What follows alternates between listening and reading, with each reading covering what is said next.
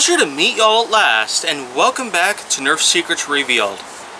So today, it's been a little while since I had gone through with Nerf Secrets Revealed related content, but that's only because apparently I've been working a little far ahead.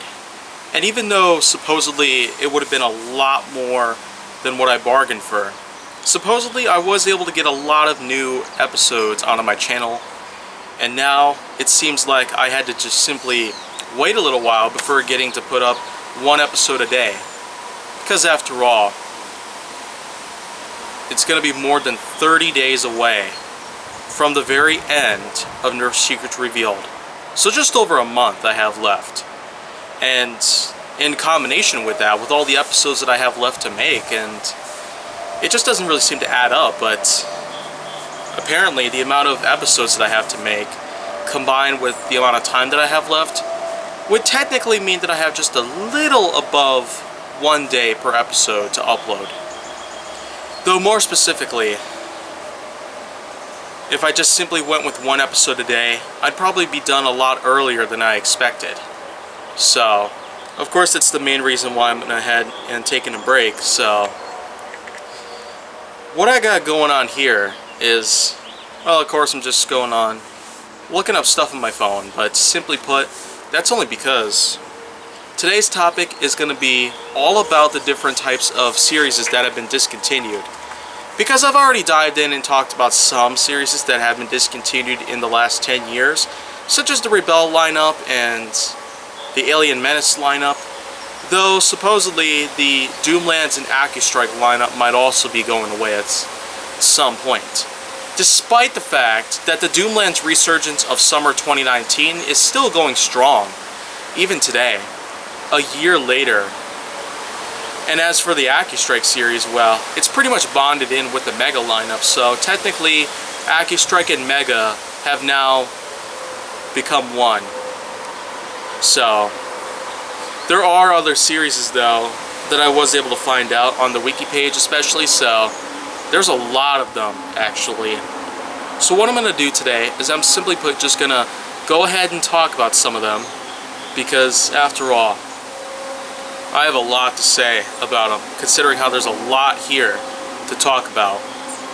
So, going to the wiki page here, let's just get started at the very beginning, pretty much, which seems to showcase the 90s, pre-1990. It starts off with the Nerf Sport series, which has been active since 1972, especially with the invention of the 1969 Nerf ball, thanks to Rain Guyar and the Parker Brothers company itself. But of course, that lineup itself, the Nerf Sports lineup that is still going strong. Even 50 years later, actually. It's still around. You can find a lot of Nerf products out there, usually with basketball and football, as in NFL football out there, for those of you from around the world. And of course, there's a bunch of other sports out there that are usually highlighted in the sort of Nerf theme that is decorated onto these balls that you can find in stores, even today. So, that's why I'm going to skip that lineup and instead just jump over to Nerf Original, as it's called. It doesn't really have itself a theme, apparently, according to the page itself, but apparently it had only been active for about 5 years, starting in 1989 and ending in 1993. Then of course we get on into 1999 to 2000, which ranges from the Hydrus lineup, which showcases mostly water products and the like.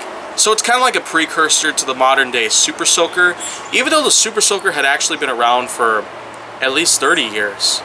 The Hydros happens to showcase products in the realm, but it still didn't last that long either. It only lasted from 1992 to 1993. And then of course there was the Rip Rocket series, which were simply pull back and release type blasters, and that was able to get around a little bit longer than the Hydros, from 1993 to 1996. And then of course there's the Rip Rockets Hyper Edition. Yeah. Yet another product that retains the usage of the word hyper. I always thought that that was kind of an overused cliche word here in the Nerf series itself. But anyways, it basically just says at this point that of course didn't really have a theme as much as the original Rip Rockets did, but it still didn't last that long either, 1994 to 1996. Then we get on with the Max Force, of course, which a lot of people might actually remember, which were animal-based blasters out there, 1994 to 1997. Then, of course, there was the Rip Rockets, yet again, with an all-new edition at the time known as the Ambush series. Now, that's a cliche word that hadn't been used at the time, so thank goodness for that. But yet, like the Hyper variant of the Rip Rockets, the Ambush series did not have a theme of its own, and it only was around in 1995. That's right, it didn't stick around for more than a single year. And then there's the Arrow lineup, which, again, came around during the mid to late 90s, from 1996, 1997. Then there was the Cyber Strike, which were futuristic blasters. Yet another precursor out there to some modern Nerf blasters that do retain that sort of science fiction feel to it. But yet, this was another lineup that lasted only from 1996 to 1997. And then, of course, there was the straight-on Max Force 2112. Those were also animal blasters. Fitting, since Max Force was specifically referring to animal space blasters to begin with. But, just like with the Ambush series of Rip Rockets, this was another lineup that hadn't even lasted for a full year, only available in the year of 1997. And then, of course, going on into the 2000s, we had the Super Max series. Super Max, which also didn't have a theme to it, unfortunately. But this one was able to last kind of long compared to many of the other series at the time during the 90s. 1997 to 2001. Now that's great. It was able to last pretty good here, but let's get on into some more series here. Mega Blitzy and Hypersight. The Hypersight lineup, of course, was something that I've mentioned that pretty much deserved the usage of the word hyper in it. That was the lineup I feel like should have been the only one to ever use the cliche word known as hyper, and not the Hyper variant of Rip Rockets, nor the upcoming Hyper lineup in today's time. But anyways, this series here also didn't last very long. Neither did the Mega Blitz lineup. They both lasted through 1998. Never got any further, never did. Then, of course, there was Airjet Power and Airjet Power Plus. Those, of course, were able to last pretty good, at least, 1999, 2000, and 2001. But, of course, the Plus series managed to get discontinued before the original Airjet Power series ended up doing so. So, basically, the 2.0 variant ends up getting left out right before the original did. Kind of like with the discontinuation of new Coca-Cola, and then of course the classic Coca-Cola ends up getting brought back into action. But now let's get on into the 2000s, where the Nerf series themselves started to become more of a full circle towards the toy lineup. This is also a part of the page where we can witness a lot of new things out here, and where we can also find that they actually have logos for these. The other ones didn't really have as much. Let's start off with Power Nerf, which of course didn't have itself a theme of its own, and only lasted from 2000 to 2001. And then in 2002, we had AirTech. It didn't really last much though, and neither did the Atom Blasters, which of course were ball blasters, like the Buzzsaw and others of that sort. Lasted only from 2003, and then of course we have N-Strike.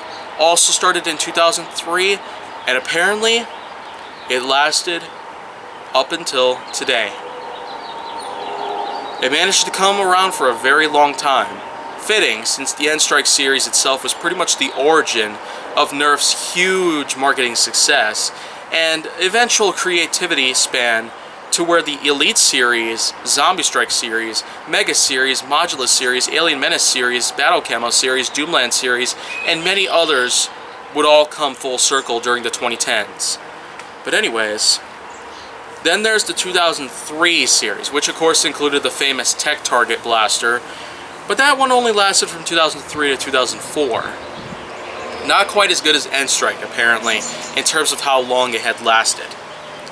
Then there's the Action blasters, which, just like with some of the other lineups so far, did not have their own theme in and of themselves. And of course, they were only able to last until 2004. Just that year in particular. They didn't go into 2005, they didn't go into 2006, 2007, 2008, 2009, just 2004. Period, pretty much. Then, here's the Dart Tag lineup.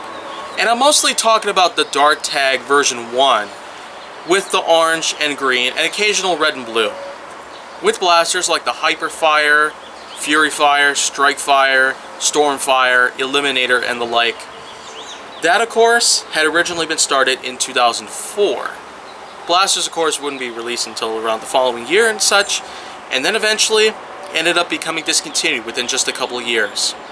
And then, of course, in 2011, there was Dart Tag 2.0, with blasters like Speed Load, Quick, Sharp Shot, and Speed Swarm.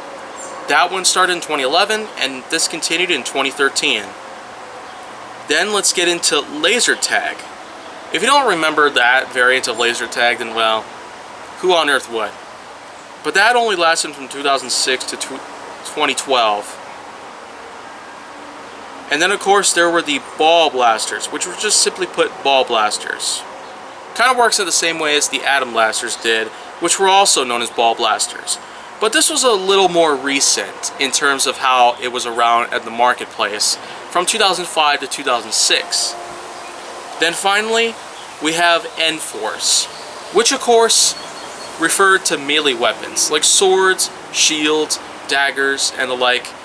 And that, of course, also managed to come alongside the N-Strike series from 2009 to 2011, just before the Elite series started to come through. Then we get into the 2010s, which is basically a time where most series are still around. Considering how they haven't been around for that long, it wouldn't be right to discontinue most of them, but fittingly some have, and probably for some of the right reasons. First of all, here's the Vortex lineup, which is basically considered a disc blaster, started in 2011 with the famous 9, 10, 11 marketing standpoint, which refers to when the starting date of the series itself first came around, September 10th, 2011. And then, of course, it ended up lasting until 2015, which was around the time where the Re series started to come around, and eventually the Vortex series ended up becoming fully discontinued by that time.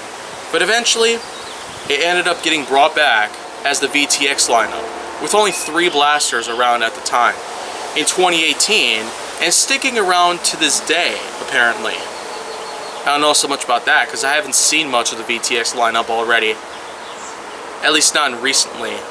Then, of course, there's N-Strike Elite, which is basically the upgrade of the original N-Strike series. However, this one is actually still around. It's been around since 2012, so of course, that gets left out here. Then there's N-Strike Mega, which also has stuck around to the present, but was started a little later than the Elite series. Then, of course, here's another discontinued series that's pretty much just gone for good. The Rebel lineup. Started in 2013 and ended about 5 years later with a silent discontinuation in 2018. Then there's the Zombie Strike series, Doomland series, Modulus series, Rival series, Nitro and Assembler Gear series. Those all had stuck around to the very present and were started in various times throughout the 2010s. Then, of course, here's another discontinued series, Alien Menace. Enough said, pretty much. Then after that, we have Laser Ops, Alpha Strike, Web Shots, Ultra, and Power Moves. Those, of course, were also started in more recent times, and they've still stuck around to this very day. And that's pretty much it right there. There's also a bunch of sub-series that have been started and eventually discontinued. But of course, let's just say that could be another episode's worth of talking. So of course, let's just let that be known for the moment. But if you want to see more, go down to my channel.